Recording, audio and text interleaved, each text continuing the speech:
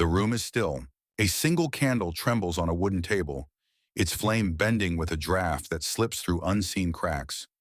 Wax runs slowly down the side, hardening in uneven lines. Somewhere in the distance, a church bell strikes once, then fades. A young nun kneels on the cold floor, her fingers wrapped tightly around a worn rosary. The beads press into her skin. She does not loosen her grip. Her lips move, but no sound comes out. Then she stops. Her head tilts slightly as if she has heard something no one else in the room can hear. The air changes. Not colder, not warmer, just heavier. The candle flickers again. Behind her closed eyes, something begins to unfold. Not a dream, not imagination. A place without sunlight, without shadows, only a weight that seems to press from every side. And within it, figures, countless, still, waiting. One of them turns, not with its body, with its attention. And in that instant, something passes between them. Not words, recognition. The nun's breath catches. Her grip tightens. The beads shift sharply in her hand. Because what she feels from them is not fear, not anger, but something far worse. Regret. And not regret for what you would expect. So what is it that the soul sees too late? Most people think that after death, regret is simple. They imagine souls grieving over the things the world taught them to chase, money that slipped through their hands, opportunities they missed, status they never reached, a life measured in what could have been, but wasn't. It sounds reasonable, because that's how we measure life now. By gain, by loss, by what we build and what we fail to keep. But that's not what the saints describe. And it's not what the soul sees when everything is stripped away. In the visions recorded by Saint Faustina Kowalska, the regret of the soul is not centered on earthly failure, not on careers, not on possessions, not even on the suffering they endured. Those things fall silent. They lose their weight the moment the soul stands in truth. Instead, something else rises to the surface, something far more unsettling. The soul does not mourn what it lacked. It mourns what it had and did not recognize. Moments, people, grace, things so ordinary they were ignored. And now seen clearly, they carry a weight the soul can no longer change. So if that's true, if regret is not about what we lose, but what we overlook, then what are the things we are walking past right now that eternity will not let us forget? There's a pattern in what the soul regrets. Not random, not emotional chaos, not scattered memories. A pattern. And once you begin to see it, everything you thought mattered starts to shift. Most people miss this because these regrets are not loud. They don't come from dramatic sins or obvious failures. They come from something quieter, something woven into ordinary days, into minutes that feel small, conversations that feel forgettable, choices that seem harmless, but they are not. In the accounts preserved through St. Faustina Kowalska, the soul after death sees with a clarity that is impossible here. It sees connections, weight, consequences. It sees what truly endured and what never mattered at all. And within that clarity, three realities appear again and again. Three things the soul wishes it had understood while there was still time to act. When you see this pattern, it doesn't just explain regret. It explains how to avoid it. And by the end of this, you will understand what the soul understands too late and what you still have the power to change. The visions did not come in noise. They came in silence. In the early 20th century, inside the quiet walls of a convent in Poland, a young religious sister began to record experiences she did not seek and often struggled to put into words. Her name was Saint Faustina Kowalska.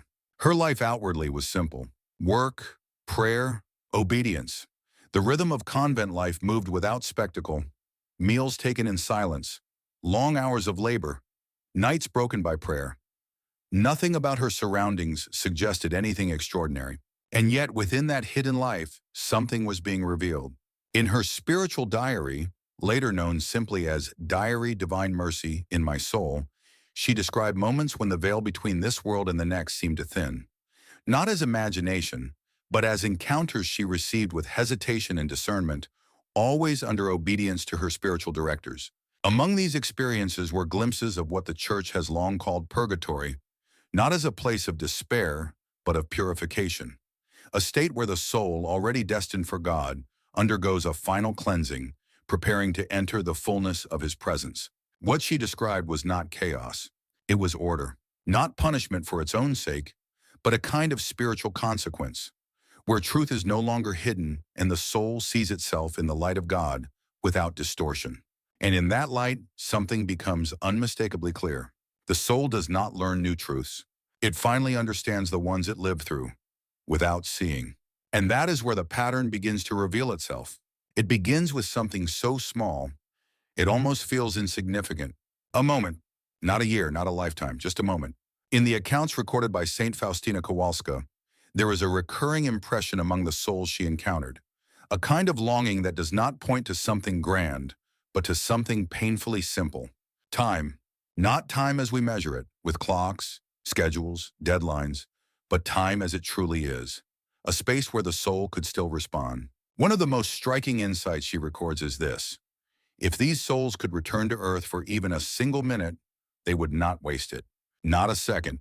They would not seek comfort, not recognition, not even relief from suffering. They would use that 1 minute for a single act, an act of love, an act of patience, or the simplest prayer offered with sincerity. That's all. And yet to them, that 1 minute carries more weight than long stretches of existence where nothing can be changed. Because in that state of purification, the soul can no longer act. It can receive, it can endure, but it cannot choose. Here now, choice is still alive. A quiet word held back instead of spoken. A small irritation endured without complaint. A brief turning of the heart toward God in the middle of an ordinary task. These seem like nothing, but in the light the soul sees after death, they are not nothing. They are decisive. And this is where the pattern begins to feel unsettling. Because if one moment holds that kind of weight, then what are we doing with the thousands that pass unnoticed? Then another detail begins to surface, not separate from the first, but connected to it. If time is the space where the soul could still act, then what it chose to do within that time becomes impossible to ignore. In the reflections associated with Saint Faustina Kowalska, the focus shifts from moments to people, very specific people, the ones who were close, a conversation that never happened, a word that should have been spoken but wasn't, a forgiveness that remained locked behind pride. These are not dramatic events.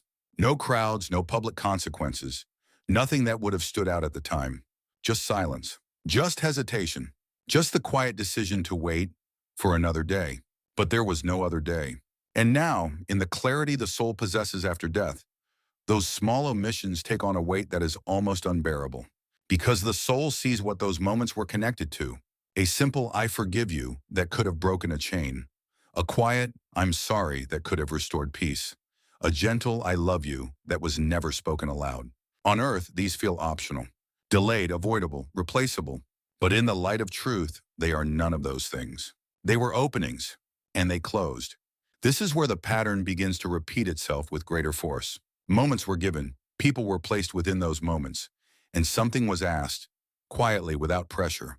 Not something grand, something simple. But when it was ignored, it did not disappear. It remained unfinished. And now the question deepens. If a single moment carries weight, and a single word can change what follows, then how many things in our lives are not small at all, but only appear that way while we still have time to overlook them? Then comes the part that is hardest to look at, because now the pattern is no longer about moments, or even about people. It turns inward. In the deeper reflections tied to Saint Faustina Kowalska, there is a realization that overshadows everything else, not because it is louder, but because it is more final. The soul begins to see not only what it did, but how it loved. Or more precisely, how little it loved. Not in the sense of grand gestures or visible acts, but in intention. A kind word spoken, but with the quiet expectation of being noticed. A generous act, but accompanied by a subtle desire to be remembered. Patience shown, but only when it was convenient. On earth, these layers remain hidden, even from ourselves. We explain them, justify them, forget them. But in the light that follows death, those coverings fall away. And what remains is not the action alone, but the truth within it. The soul sees that many of its actions, though outwardly good, were not fully given. They were divided, partly offered, partly held back. And now that division becomes visible, not as an accusation, but as a loss. Because the soul understands something it could not fully grasp before, it was not being asked for perfection. It was being invited into something deeper. To love without calculation, to give without measure, to choose kindness, even when being right felt easier. And this is where everything begins to converge. Moments were given, people were placed within those moments, and within those encounters, there was always a quiet invitation to love, not later, not when it felt easier. But then, and if that invitation was missed, it did not vanish. It remained unfinished. And now, the weight of that unfinished love becomes impossible to ignore. So what is this pattern pointing toward that runs beneath every moment, every relationship, every choice? To understand what the soul is seeing, you have to look beneath the surface of the words themselves. In Scripture, the command to love is not vague. In the original Greek of the New Testament, one word appears again and again, agape. Not emotion, not preference, not affection that rises and falls, but a deliberate act of the will, a giving of oneself, without seeking return. When Christ speaks in Gospel of John, love one another as I have loved you, the measure is not human feeling. It is divine self-gift, total, uncalculated, unconditional. And this begins to reveal something deeper about what the soul experiences after death. Because when the layers are removed, the soul no longer sees actions as separate events. It sees alignment. Every moment, every word, every choice, either move toward that kind of love or away from it. Even the structure of the gospel reflects this.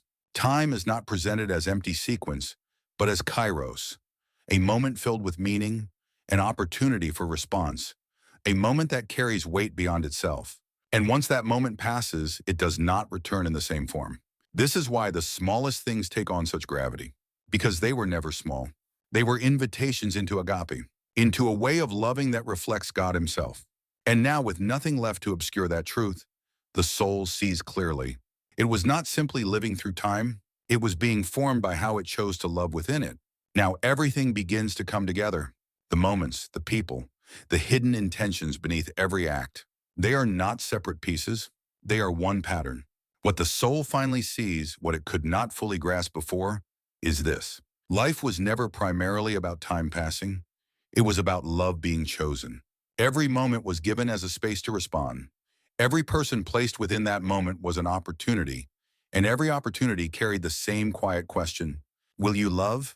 Not in theory, not in intention alone, but in reality, in action, in truth. This is why the regret is so precise. It is not scattered across a lifetime. It gathers around missed invitations. Moments where love could have been chosen but wasn't. Words that could have healed, but remained unspoken. Acts that could have been given freely, but were held back. And above all, the soul sees that God was not distant during those moments. He was present within them, waiting, not for perfection, but for response. The pattern is not about failure. It is about proximity. God was near, in the ordinary, in the unnoticed, in the interruptions, in the people we overlooked. And the soul, now seeing clearly, realizes something that changes everything. It was never searching for God in the right places. God was already there. In every moment it was given. And so the regret is not only for what was done or left undone, but for the love that stood within reach and was passed by. And if that is true, then the question is no longer what the soul regrets. The question is, what is being placed in front of you right now that carries that same invitation? Maybe it doesn't look important. A message you haven't answered. A conversation you've been avoiding. A moment of irritation that rises before you can stop it. A quiet nudge to pray that you keep pushing aside. Nothing dramatic. Nothing that would seem to matter in the scale of a lifetime. But if what the soul sees is true, then this is exactly where everything is decided. Not in extraordinary moments. Here, in the ordinary. This means for you that the next moment is not empty. It is not something to get through. It is given. Given with weight, given with purpose. A chance to speak when silence would be easier. To forgive when pride resists. To turn, even briefly, toward God in the middle of everything else.